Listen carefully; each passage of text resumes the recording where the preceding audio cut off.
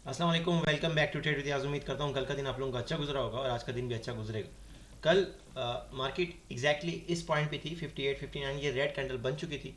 क्योंकि ये red candle, ये वाली रेड कैंडल बता रहा हूँ, यूट्यूब पे वीडियो अपलोड है ऑलरेडी। ये रेड कैंडल बन रही थी और मैंने कहा था कि इन एरिया से बाय जा सकती है, और एग्जैक्टली इस एरिया से 57 53 से परफेक्ट बाय निकली। फिर ऊपर से सेलिंग एरिया बताया था, उससे पहले ही रिजेक्शन आ गई। सेलिंग एरिया 3902 से लेकर 3906 का था, और वहाँ से उससे पहले ही एक रिजेक्शन आ गई से पॉइंट साइकोलॉजिकल एरिया। तो उससे पहले ही मार्केट ने कल की जो रिजेक्शन एरिया था 3894, उस एरिया से रिजेक्शन आई। और अगर स्ट्रक्चर डिस्कस करें, स्ट्रक्चर से ज़्यादा इंपॉर्टेंट है कल की न्यूज़। स्ट्रक्चर तो मैं हमेशा एक्सप्लेन करता हूँ, बार बार बताता हूँ, लेकिन कल एन डेटा है। एन डेटा इस दफ़ा थोड़ा सा एक कन्फ्यूजन है उसमें। कुछ जो वेबसाइट्स हैं वो एन डेटा पेंडिंग शो करवा रहे हैं, कुछ शो करा रहे हैं कि एन डेटा जो है रिलीज़ होगा। ज़्यादातर ये कह रहे हैं कि रिलीज़ होगा, क्योंकि इस दफ़ा जो शट डाउन है उसमें जो डेटा है वो ऑलरेडी सिक्योर था, वो शट डाउन में नहीं आता। तो डेटा रिलीज़ किया जाएगा, उसका फंडिंग के साथ इतना खास ताल्लुक नहीं है, क्योंकि शट डाउन यूएस में जो हुआ है उस वजह से फंड रिलीज़ होना बंद हो गया है। तो वो आपका जो डेटा है, मोस्ट चांसेस हैं, एक्सपेक्टेड है कि डेटा आने वाला है। एन एफ पी आप सबको पता है कि महीने के पूरे महीने में एक दफ़ा आता है और स्टार्ट में आता है।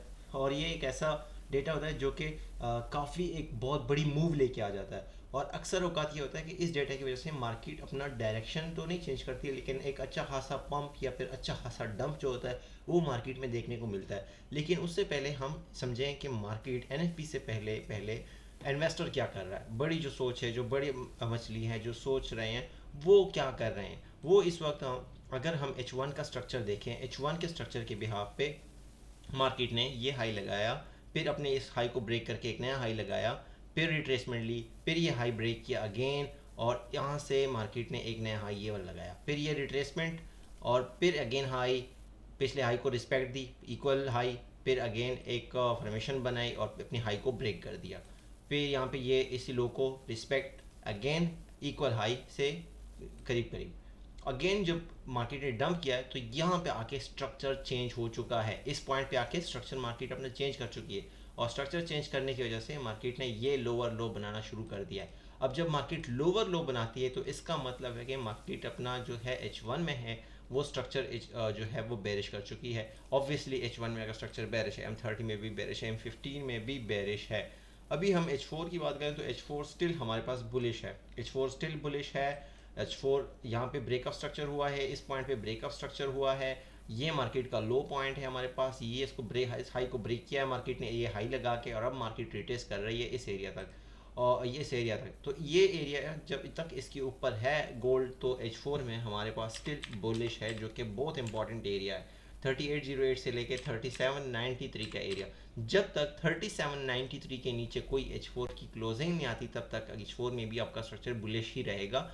अकॉर्डिंग टू ये लेवल, कि आपके पास ये लेवल है। जब तक ये लेवल रहेगा, जब तक यहाँ इस लेवल से एक जो है रिजेक्शन जो है ऊपर की साइड पे, अप साइड पे हमें मिल सकती है। तो कल अगर ये एरिया हमें मिलता है, चूंकि बेशक ये इसको ब्रेक करे, लेकिन ब्रेक करने से पहले हमें एक अच्छी ट्रेड यहाँ से दे सकता है। 100 150 पिप्स हम यहाँ से ले सकते हैं, 150 या 100 पिप्स हम यहाँ से निकाल सकते हैं। 3808 से लेकर 3793 का जो एरिया है, यहाँ से स्ट्रक्चर के बिहाफ पे हम यहाँ से ले सकते हैं।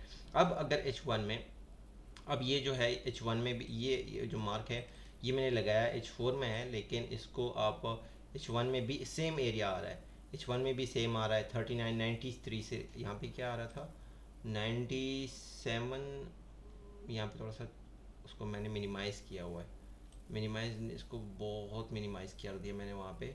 इसको 3808 सही है, ठीक है। ये 3808 97 ये एरिया है, और इसको मैं कर देता हूँ विजिबिलिटी H4 में। अब H1 में हमें कौन कौन कौन से एरियाज़ हैं। H1 में हमारे पास ये एरियाज़ हैं कि H1 में अगर यहाँ पे स्ट्रक्चर बेरिश हो चुका है तो मैक्सिमम चांसेस हैं कि मार्केट के पास तीन सिनेरियो होते हैं। या तो फिर यहाँ से ही सेल आ जानी चाहिए इस एरिया तक, 3799 तक, लेकिन ज़्यादा अच्छी ट्रेड ये होती है कि हम इस एरिया का वेट करें, और ये एरिया बनता है ये वाला एरिया 769 से लेके 72। तो इस एरिया से हमें एक अच्छी ट्रेड मिल सकती है। और ये अगर हमें लाइन लगा के आप लोगों को ड्रॉ करके दिखाऊं तो ये एरिया बनता है ये वाला, इसको डील ये एरिया है, यहाँ से एक अच्छी ट्रेड मिल सकती है। और ये एरिया है कौन सा है, 30, देख लें फिगर, 3874 से लेके 3869, 74 के ऊपर H1 की कोई कैंडल क्लोज हो गई तो फिर आपने सेल शेल कोई नहीं देखना। नहीं सॉरी, ये एक सेलिंग एरिया हो गया आपके पास H1 के भी हाफ पे, और सेकंड सेलिंग एरिया आपके पास ये हो गया। और ये है ऊपर, क्योंकि स्ट्रक्चर शिफ्ट हो चुका है तो हमें दो जगहों से सेल देखनी पड़ेगी। और ये बिफोर न्यूज़ कह रहा हूँ, न्यूज़ के बाद सब चीज़ें डिपेंड होती हैं न्यूज़ पे कि न्यूज़ कैसे आई है। तो ये जो चीज़ें मैं ड्रॉ करके दे रहा हूँ, लेवल ड्रॉ करके दे रहा हूँ, ये बिफोर द न्यूज़ है। आफ्टर न्यूज़ मामला डिफरेंट होंगे। न्यूज़ के बाद चीज़ें डिफरेंट देखी तरह डेटा के हिसाब से देखी जाएंगी, जिस तरह डेटा आया होगा उस हिसाब से देखी जाएंगी। 3868, तो 3868 से लेके 3868 से लेके एक 68 से लेके 3868 से लेके 3874, ये दो एरियाज़ होंगे हमारे पास जहाँ से हम सेल देख सकते हैं। इस बिहाफ पे कि H1 में सेल, H1 में स्ट्रक्चर शिफ्ट हो चुका है, तो ये हमारे पास दो सेलिंग एरिया हो गई। और उसके बाद मार्केट अब दोबारा जब नीचे आएगी, ऑब्वियसली इस लो को ब्रेक करके एक नया लो लगाएगी। इस लो को जब ब्रेक करेगी, नया लो लगाएगी, इस रेजिस्टेंस तक इस सपोर्ट तक आ सकती है।